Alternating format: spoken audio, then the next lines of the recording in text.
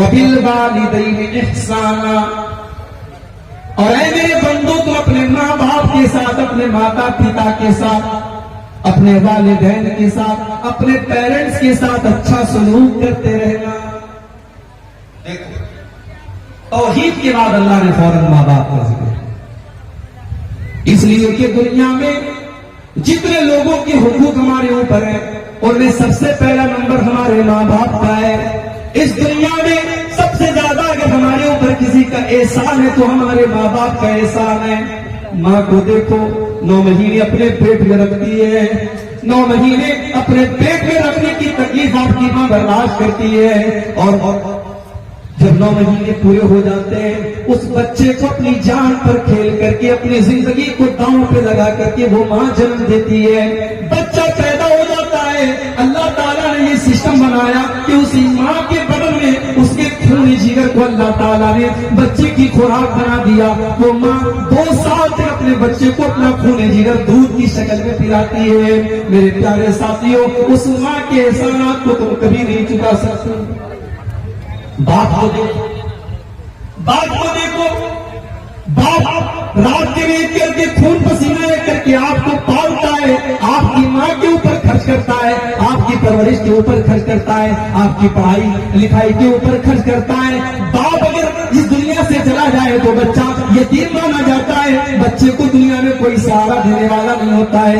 باپ بہت بڑی چھایا ہوتی ہے، باپ اپنے بچے کے لیے بہت بڑا ہے۔ وَقَضَىٰ رَبُّكَ أَلَّا تَعْبُدُوا إِلَّا إِيَّاهُ، یہ پہلی نصیحت ہے، 15 نصیحتوں میں یہ پہلی نصیحت ہے۔ وَقَضَىٰ رَبُّكَ أَلَّا تَعْبُدُوا إِلَّا إِيَّاهُ، تمہارے رب کا، تمہارے پروردگار کا یہ حکم ہے، اللہ تبارک و تعالیٰ کا یہ حکم ہے کہ عبادت اگر کی جائے گی تو صرف اور صرف اسی کی جائے گی، اس کے ساتھ کسی کو شریک نہیں کیا جائے گا۔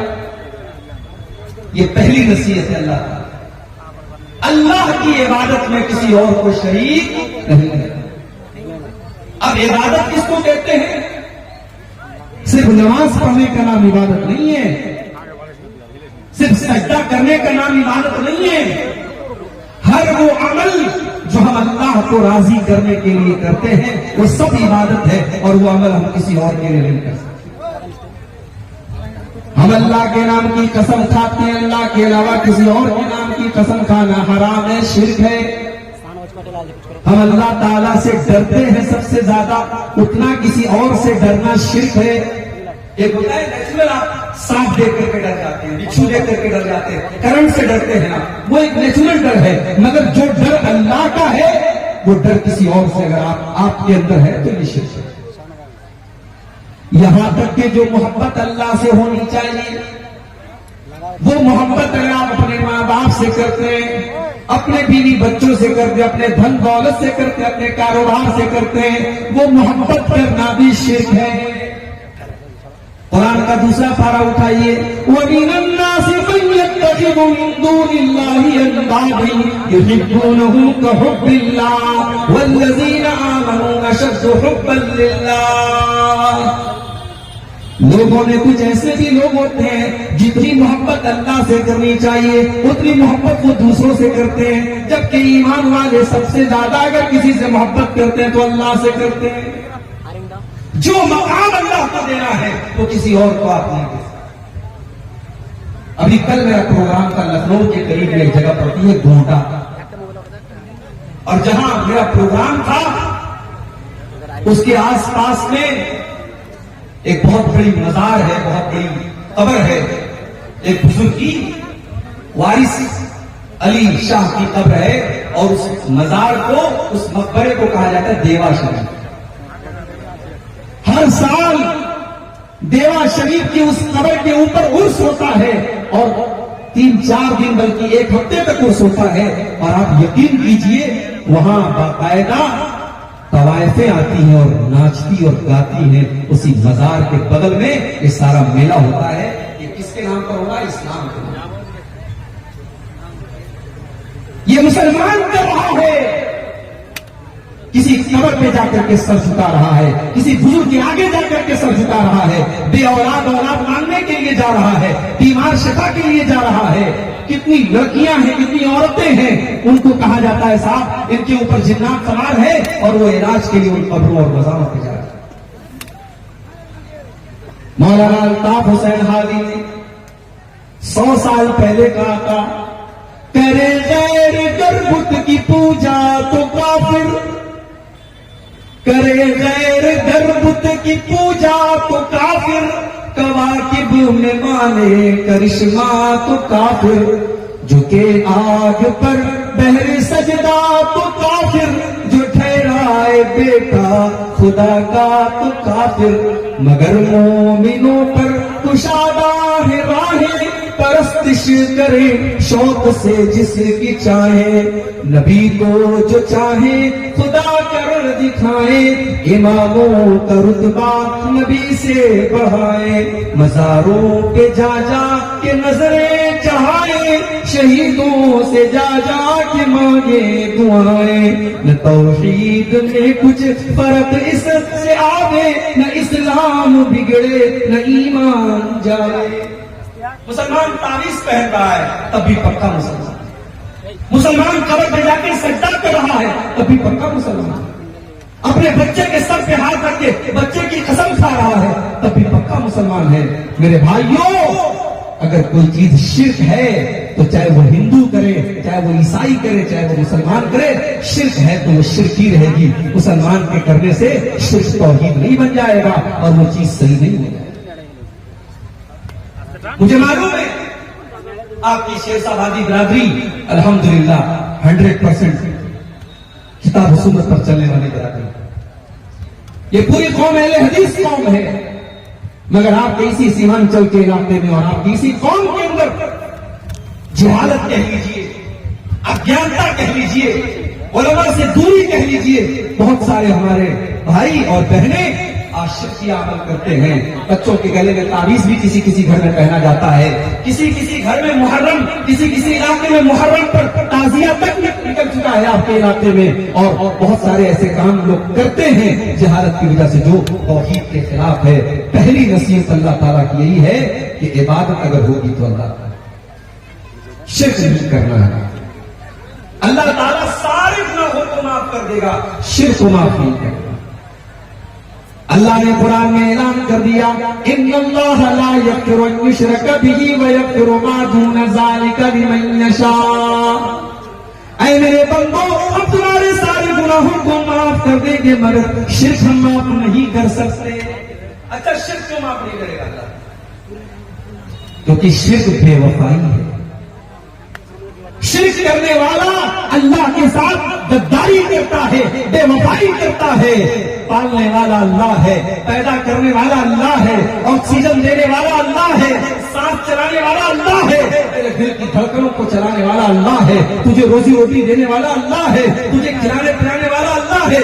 اور تو کسی اور سے جا کر کے اپنی بیوی بنانے کی فریاد کر رہا ہے، کسی اور کے آگے ہاتھ پھیلا رہا ہے. یہ تو وہی بات ہو گئی کہ کسی کی بیوی اس کو چھوڑ کر کے کسی اور مرد کے ساتھ چلی جائے تو دنیا کہتی ہے بڑی بدچلن عورت ہے، اپنے شوہر کے ساتھ بے وفائی کرتی ہے. اسی لیے اللہ نے قرآن میں جب زنا کا ذکر کیا تو زانی کے ساتھ اللہ نے مشرک کا ذکر کیا. اللہ نے فرمایا الزانی لا ينکح الا زانیۃ، الزانی لا ينکح الا زانیۃ ومشرکۃ. زنا کرنے والا یا تو زانیہ عورت سے شادی کرتا ہے یا مشرک عورت سے شادی کرتا ہے.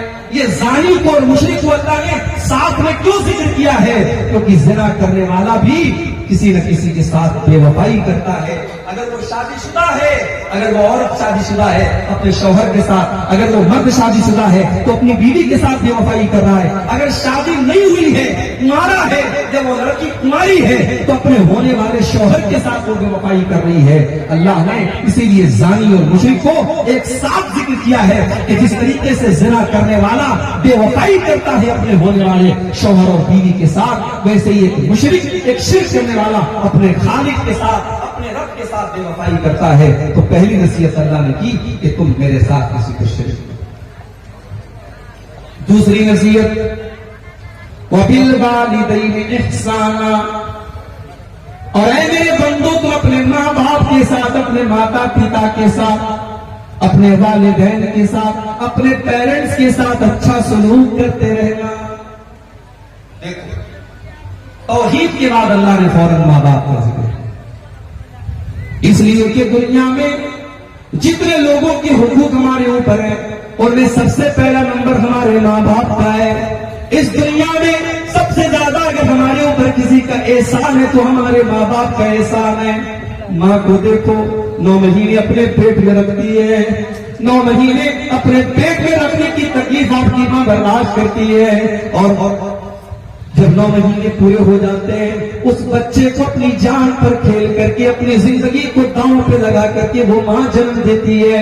بچہ پیدا ہو جاتا ہے، اللہ تعالیٰ نے یہ سسٹم بنایا کہ اسی ماں کے بدن میں اس کے خون جگر کو اللہ تعالیٰ نے بچے کی خوراک بنا دیا. وہ ماں 2 سال تک اپنے بچے کو اپنا خون جگر دودھ کی شکل میں پلاتی ہے. میرے پیارے ساتھیوں، اس ماں کے احسانات کو تم کبھی نہیں چکا سکتے. باپ کو دیکھو، باپ کو دیکھو، باپ رات کے لیے کر کے خون پسینہ لے کر کے آپ کو پالتا ہے، آپ کی ماں کے اوپر خرچ کرتا ہے، آپ کی پرورش کے اوپر خرچ کرتا ہے، آپ کی پڑھائی لکھائی کے اوپر خرچ کرتا ہے. باپ اگر اس دنیا سے چلا جائے تو بچہ یتیم مانا جاتا ہے، بچے کو دنیا میں کوئی سہارا دینے والا نہیں ہوتا ہے. باپ بہت بڑی چھایا ہوتی ہے، باپ اپنے بچے کے لیے بہت بڑا سہارا ہوتا ہے. یہ 2 ہستیاں آنے میرے بھائی جن کا احسان کبھی نہیں. عبداللہ بن عمر نے دیکھا ایک آدمی خانہ کعبہ کا طواف کر رہا ہے، اپنے کندھے پر اپنی بوڑھی ماں کو بٹھا کر یہ خانہ کعبہ کا طواف کر رہا ہے اور بہت خوش بنا ہوا ہے. جب اس نے طواف کو کمپلیٹ کر لیا، 7 چکر اس نے خانہ کعبہ کے لگا لیے، اپنی ماں کو کندھے پر بٹھا کر کے اس نے طواف کرا لیا، اس نے عمرہ کرا لیا، اس نے حج کمپلیٹ کر لیا. عبداللہ بن عمر کے اوپر نظر پڑی، کہتا ہے کہ عبداللہ بن عمر آج میں نے اپنی ماں کا حق ادا کر دیا. میری ماں نے میرے اوپر جو احسانات کیے تھے، عبداللہ بن عمر آج میں نے اپنی ماں کے ان احسانات کو چکا دیا، آج میں نے اپنی ماں کے احسانات کا بدلہ اتار دیا. عبداللہ بن عمر کہتے ہیں وَلَا زَفْرَةً مِّن زَفْرَاتِ أُمِّكَ، ارے تیری ماں نے جب تجھے جنم دیا تھا، تیری ماں کے منہ سے جو چیخ کی آواز نکلی تھی، تیری ماں جو چلائی تھی، ابھی تو نے اس آواز کا بھی حق ادا نہ کیا، ابھی تو نے اپنی ماں کی چیخ کا بھی حق ادا نہیں چکا سکتے. نہ ماں کے احسانات کا بدلہ چکا سکتے، نہ باپ کے احسانات. اسی لیے اللہ تعالیٰ اپنی توحید کا اعلان کرنے کے بعد دوسرا حکم کیا دے رہا ہے، وَبِالْوَالِدَيْنِ إِحْسَانًا، اپنے ماں باپ کے ساتھ مرتے دم تک بھلائی کرتے رہو. إِمَّا يَبْلُغَنَّ عِندَكَ الْكِبَرَ أَحَدُهُمَا أَوْ كِلَاهُمَا فَلَا تَقُل لَّهُمَا أُفٍّ، اگر تمہارے والدین میں سے کوئی ایک تم کو بڑھاپے میں مل جائے یا دونوں بڑھاپے میں مل جائیں، اگر دونوں مل گئے تب تو اچھی بات ہے، اور ایک اگر چلا گیا، ماں چلی گئی باپ بچا، باپ چلا گیا تو ماں بچی، جب ایک بچا ہے تو وہ تو اور زیادہ تمہاری مدد کا حقدار ہے، وہ تو اور زیادہ تمہارے پیار کا حقدار ہے. وہ اگر اکیلا ہو گیا، کل تک بڑھیا موجود تھی، بوڑھے کو کوئی تکلیف ہوتی تھی بڑھیا سے شیئر کر لیتا تھا، بوڑھی ماں کو کوئی تکلیف ہوتی تھی اپنے شوہر سے شیئر کر لیا کرتی تھی. آج شوہر کا انتقال ہو گیا، وہ بڑھیا وہ ماں آج اکیلی ہو گئی اور رات میں کسی کے ساتھ اپنے دکھ درد کو بیان نہیں کر سکتی. اسی لیے اللہ نے پہلے ایک کا ذکر کیا، فرمایا إِمَّا يَبْلُغَنَّ عِندَكَ الْكِبَرَ أَحَدُهُمَا أَوْ كِلَاهُمَا، اگر کسی ایک کو تم بڑھاپے کی حالت میں پالو یا دونوں کو بڑھاپے کی حالت میں پالو، فَلَا تَقُل لَّهُمَا أُفٍّ، تو خبردار اپنی بوڑھی ماں کو، اپنے بوڑھے باپ کو تم کبھی اف بھی مت کہنا، اف بھی مت کہنا. عربی زبان میں کسی کو تکلیف پہنچانے کے لیے سب سے ہلکا اگر کوئی لفظ ہے اف ہے. اللہ نے کہا کہ اف بھی مت کہنا، یعنی تکلیف پہنچانا، ان سے بدتمیزی کرنا، ان کی آنکھوں میں آنسو لانا تو بڑی دور کی بات ہے. تمہیں اپنے زبان سے کوئی ایسا لفظ نہیں نکالنا ہے جس سے تمہاری ماں کو تکلیف پہنچے، تمہارے باپ کو تکلیف پہنچے. یہاں ایک بات کی اور وضاحت کر دیں، ضروری نہیں ہے ہر مسئلے میں ماں باپ صحیح ہو. ماں باپ کی ضد غلط بھی ہو سکتی ہے، ماں باپ کا فیصلہ غلط بھی ہو سکتا ہے. اگر ماں باپ کی کوئی غلط بات ہے آپ مت مانو میرے بھائی، ان کی ہر بات ماننا ضروری نہیں ہے، ان کی غلط بات کو آپ انکار کر سکتے ہو، مگر بدتمیزی کرنے کا، ان کو تکلیف پہنچانے کی اتھارٹی آپ کو نہیں ہے. ان کی غلط بات آپ مت مانیے، لیکن ان کے ساتھ اچھا سلوک کریں. آپ کی بیوی ہے، ماں کی آپ کی بیوی کے ساتھ نہیں بن پا رہی ہے، آپ نے بہت مینج کرنے کی کوشش کی، بہت سنبھالنے کی کوشش کی، لیکن ماں میں اور بیوی میں نہیں بن پا رہی ہے، ساس اور بہو میں نہیں بن پا رہی. کوئی مسئلہ نہیں، آپ اپنی بیوی کے ساتھ الگ رہو، آپ اپنا کچن الگ کر لو، ماں کے ساتھ اچھا سلوک کرتے رہو، ماں کی ضرورتوں کو پورا کرتے رہو، ماں کو کوئی تکلیف نہ پہنچاؤ. لیکن جب دیکھ لیا کہ جوائنٹ فیملی میں ساتھ میں رہنا بہت مشکل ہے، تو کوئی بات نہیں، آپ اپنی بیوی کا بھی حق ادا کرو، بیوی کو الگ کر سکتے ہیں. ضروری نہیں ہے، کوئی یہ فرض نہیں ہے کہ ماں اور بیوی میں نہیں نپٹ پا رہی ہے، جھگڑے ہو رہے ہیں ساس اور بہو کے، اور ہم زبردستی دونوں کی زندگی کو عذاب بنا کر کے نہیں. بیوی کا حق اپنی جگہ ہے، ماں کا حق اپنی جگہ ہے. آپ الگ رہیے بیوی کے ساتھ، آپ اپنا کچن الگ کر لیجئے، رہائش الگ کر لیجئے، لیکن ماں کے ساتھ اچھا سلوک. اللہ نے فرمایا ان کو اف بھی نہ کہنا، وَلَا تَنْهَرْهُمَا، ان کو کبھی ڈانٹ پھٹکار کر کے ان سے بات نہ کرنا. وَقُلْ لَهُمَا قَوْلًا كَرِيمًا، اور جب بھی اپنے ماں باپ سے تم بات کرنا تو بڑے ادب کے ساتھ بات کرنا، بڑی تمیز کے ساتھ بات کرنا.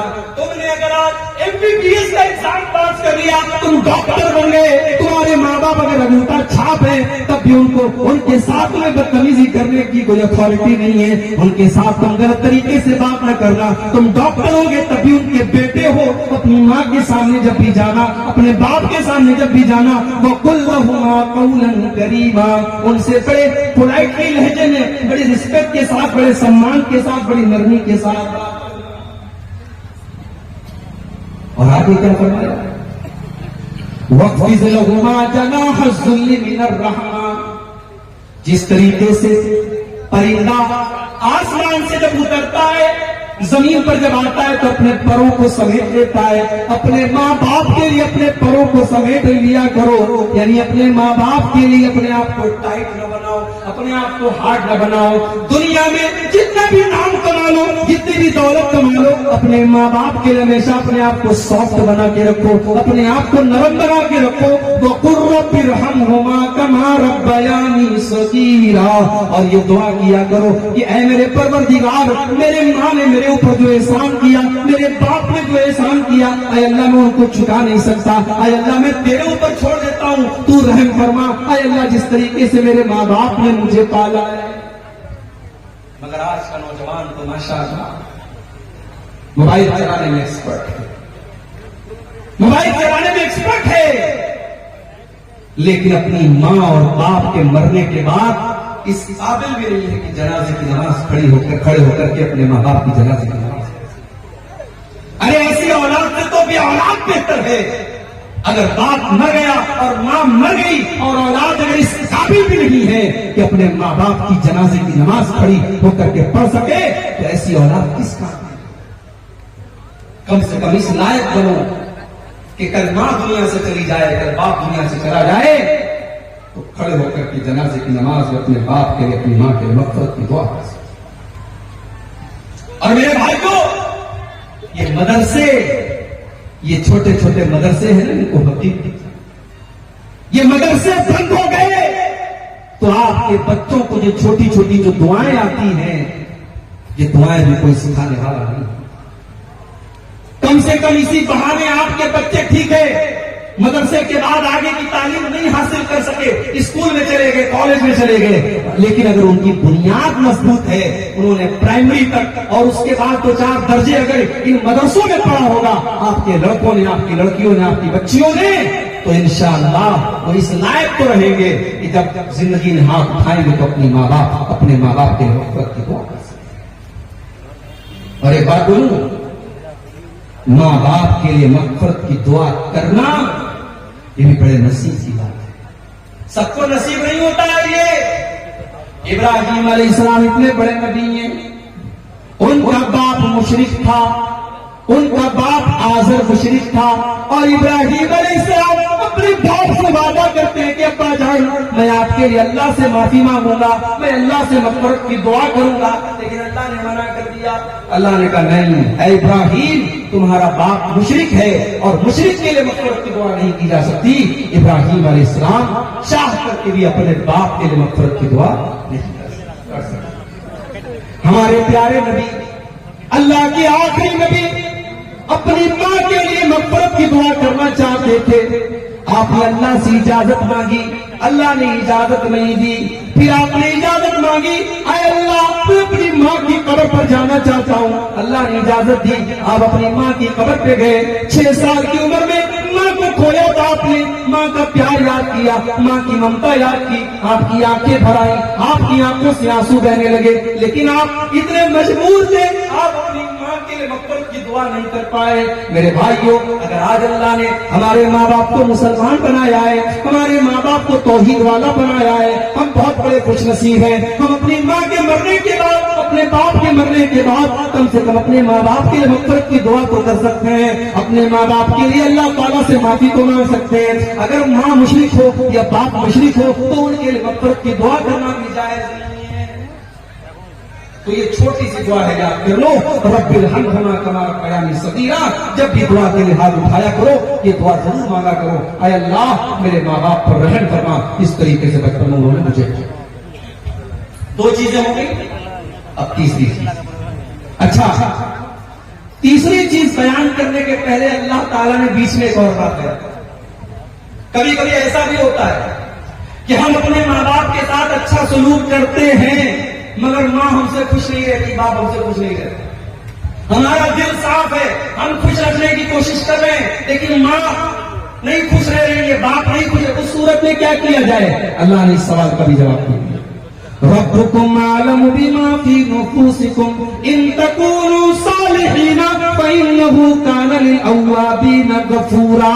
اے میرے بندو, اگر تمہارا دل صاف ہے, اگر تمہاری نیت صاف ہے, اگر تم اپنے ماں باپ کو خوش کرنا چاہتے ہو, تمہاری دل میں کوئی چوٹ نہیں ہے, تمہارے دل میں کوئی کھوٹ نہیں ہے, تو کوئی بات نہیں, اللہ تعالیٰ تم کو معاف کر دے گا. اگر ماں تم سے خوش نہیں ہو پا رہی ہے, باپ تم سے خوش نہیں ہو پا رہا ہے, تم اپنی طرف سے بھرپور کوشش کر رہے ہو, تو کوئی بات نہیں, تم اللہ تعالیٰ سے معافی مانگ لو, اللہ معاف کر دے گا, اس میں تمہاری کوئی خطا نہیں ہے.